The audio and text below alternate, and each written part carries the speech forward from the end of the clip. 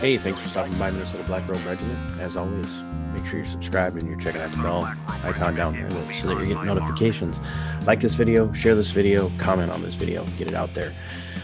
As I've been talking about for the last year on this channel, I am going to be discussing Saul Alinsky, and this is going to be my second video in the series about him. The last video that I did about Saul was directly related to the last rule from his rules for radicals, which is to isolate your target and cut them off from support. Today, we're going to not be talking specifically about Saul's rules for radicals in his book, but we're going to be talking a little bit about Saul himself. And I think this is important because as with anything, so you go back to that brief series that I did on McCarthy and the McCarthy hearings, what he got wrong, what he got right, and why he was kind of a hero. You have to understand a little bit about who you're talking about before you can really understand what's going on. And so with Saul, I feel like it's going to be imperative for us to really hone in on the truth of Saul and the fact that as much of a as much of a Marxist as he wasn't an idiot, and he wasn't a schlup. Okay, he just wasn't. Saul was an incredibly intelligent man. He earned a doctorate in archaeology. He just happened to get that doctorate during the Depression, the Great Depression, and he's famously quoted, and I'm going to paraphrase, as saying, at about the time that I got my doctorate in archaeology, archaeologists were about as much in demand as a horse and buggy were, and the people who were springing for archaeological trips were being scraped up off the pavement in New York. And that's a direct reference to the big money people who often paid for those archaeological expeditions, and the fact that they were losing everything and they were killing themselves. Like, quite literally, they were killing themselves. And so when he said that they were being scraped up off the pavement in New York, it might have been hyperbolic, but it was also real. So you don't, and that's the thing, you don't get a doctorate in something like archaeology and then later on and go back to school and for lack of better terminology, study sociology and criminology and become and do that and become successful at that by being an idiot. Now, are there idiots in the world? Sure. Some of the things that Alinsky proposed and the influences that he brought to bear on things, were they idiotic? Absolutely. But that comes from a position of ideological disdain. I disdain Alinsky's ideologies. And he had affiliations that they're just impossible for people to deny. He was questioned by Playboy, I think it was, about his affiliation with the communists in the 1930s. And he never denied it. He said anybody who was an activist at that time who said they didn't have any affiliation with the communists is a gosh darn liar. And that's not the language he used. He never distanced himself from communism.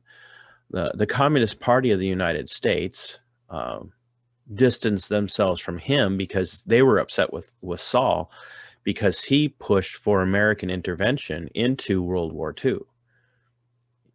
British and American intervention in World War II, and the communists did not want that. They were actively undermining American intervention during World War II, and one of the reasons that is if the Soviets were allowed to fight the Axis powers on their own, and then win that war, then they would have radically altered the face of all of Europe, Eastern and Western, and the American communists wanted that. Because if communism in Western Europe could gain a foothold early on, then the fight against communism in the United States, in the Republic, would have been that much more difficult because the United States wouldn't have had any allies. Like short of small, nations peppered around the globe, the United States would have been a standalone country if the Soviet Union had managed to communize all of Europe, which was what they wanted. And everybody knows that, which is what the Cold War was all about. And so Alinsky never distanced himself from communism. He was an avowed Marxist. He was, and we've talked about this, and we'll be probably doing a series on Antonio Gramsci and Gramscian theory and Gramscian Marxism, and what makes it different from what most people call communism, or the communism of Karl Marx. But he was definitely a Gramscian theorist, and he used his ideological perspectives to really drive the agenda that he implemented in places like Chicago and New York and Michigan, and even out in California. I mean, it was so bad. His influence was so powerful and so bad that there was a city in California that literally passed an ordinance banning him from entering the city. And people would comment and say, well, that's because they were afraid that he was going to organize the people. No, it's because his influence was that bad. His influence was literally that bad. Was he stupid? No. Was he dangerous? Yes. Was he dangerous in the sense of he was killing people and then he was advocating for people to be killed or to die? No, he wasn't. And here's the thing.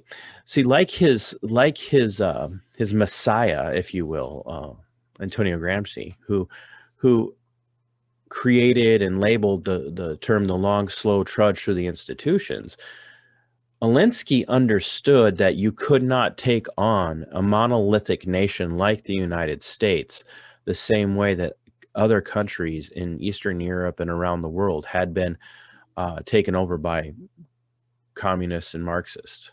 You could not capture the United States the same way that, say, Cuba was eventually captured by Marxists. You could not capture the United States the same way that Poland had been made into a communist stronghold, or any of the other nations in Eastern Europe. It had to happen progressively, thus the term progressives, right? They have progressive agendas. It had to happen progressively, and it had to happen with subterfuge, and it had to happen right under the eyes and the noses and the ears of the American people. And Alinsky understood that. And that's why people have now labeled him the father of community organizing.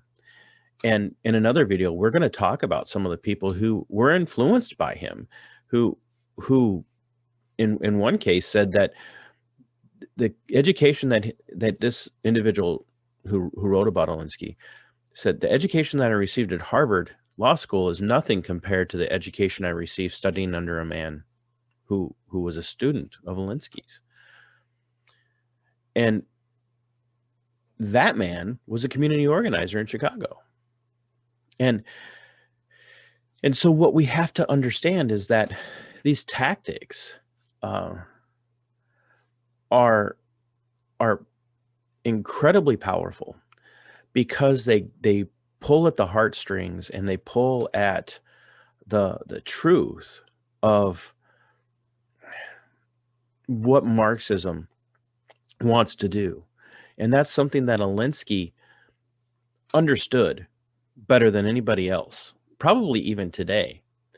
And a lot of the success that we see Marxists having in the United States today is almost accidental, because they have adopted Alinsky's methodologies and they've accelerated them out into culture and out into society in a rapid fire way.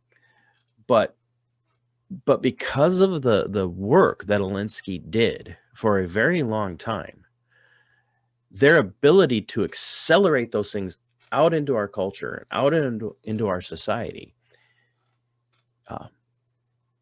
is only possible because of the underground, behind the scenes work that Saul did and that he was teaching people to do. So let's give you an idea, okay? Saul was nothing if not cheeky, right? And so in one case, they planned it. They planned what was referred to at, I'm sorry, a fart in, or a flatulence blitzkrieg. They were going to go and sit in the Philharmonic theater after everybody who was taking part had tanked up on beans, and they were going to gas everybody out by farting during the entire performance to make people uncomfortable. In another situation, they staged what they called a piss in, and this was going to be done at the O'Hare Airport in Chicago. And their goal was to take well-dressed black men into the airport to go into all of the men's restrooms and stand and occupy the urinals so that travelers and others at the airport could not stop and pee. And they were going to make it as uncomfortable for people traveling through Chicago via the airlines as possible. And they said, this is what we're going to do. They trained these people to do that. And they said, this is what we're going to do. And eventually Chicago caved in under pressure and gave them the acquiesced and allowed them the concessions that they were looking for.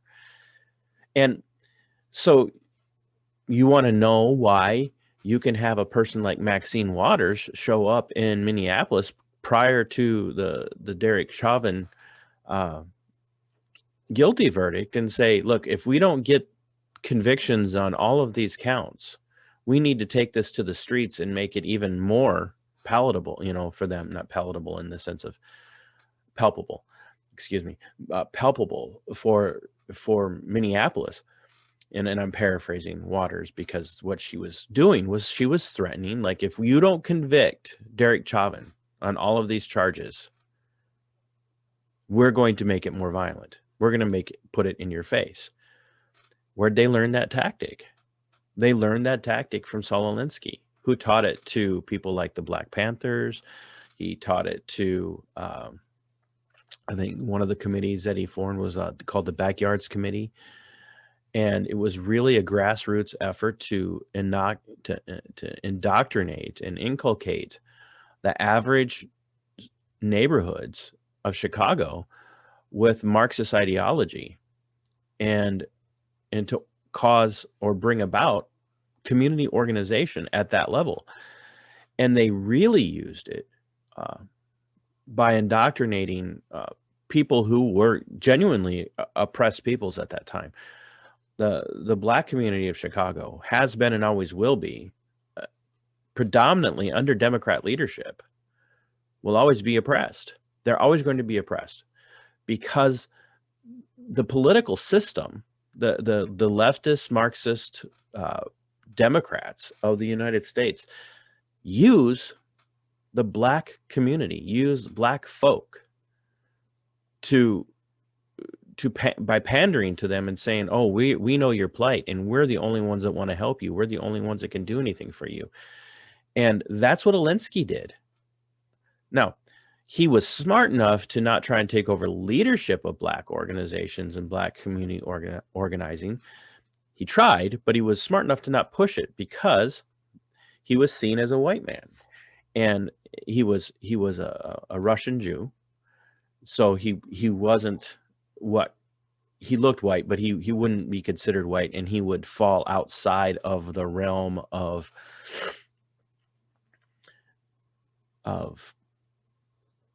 how do I want to say this? He wouldn't meet the stereotypical white oppressor demographic, if you would. But he was still seen as white by many of the Black people, Black folk of the communities he worked in. And so him being in a leadership position of any organization that was meant to lift Blacks up out of their oppression and out of their poverty would have been untenable. And so he didn't fight it, but he would then form support organizations for them. So there's an organization that he formed called Fight.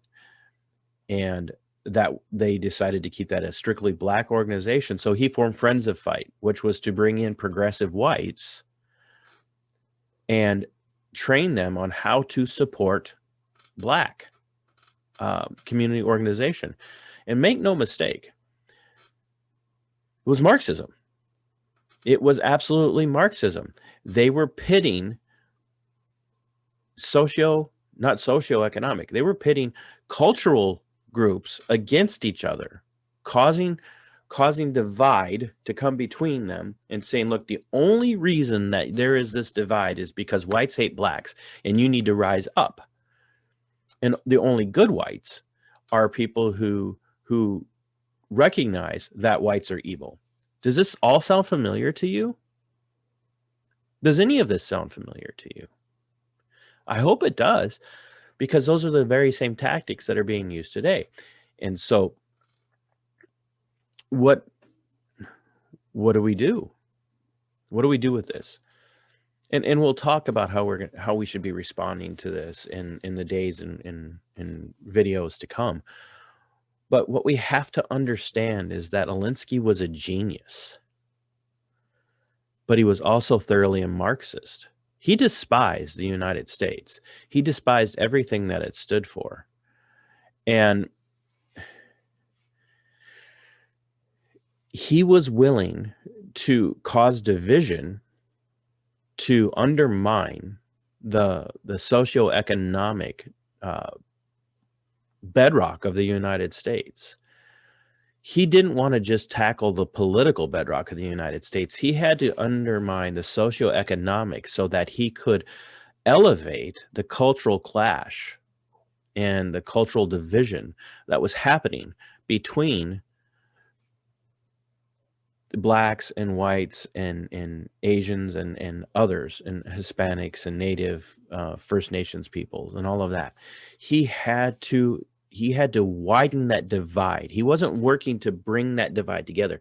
He was working to widen that divide to cause even more separation, so that in causing that separation, he could weaken the fabric and weaken the structure of the United States culturally, so that he could then also systematically cause socioeconomic weakness and make it easier for the United States to be overrun by a Marxist agenda. And he wasn't alone. The Marxist progressive churches, churches that were teaching even then a social justice and a social gospel, were willing to side with him and front him and support him financially and materially. A group of leftist Catholics supported him. There is a strain of social gospel that is predominant in African American churches that teaches that Jesus was, and I'm paraphrasing a whole doctrinal system here, but this liberation theology, which is that Jesus came to free blacks from slavery. Not like what we see talked about in the scriptures in reality, which is Christ came to live that active obedient life and die a passively obedient death to free us from the slavery of sin. This social justice, social gospel of liberation theology was that Jesus came to liberate black folk from the oppression of white people. It's an incredibly racist ideology, very ideologically racist.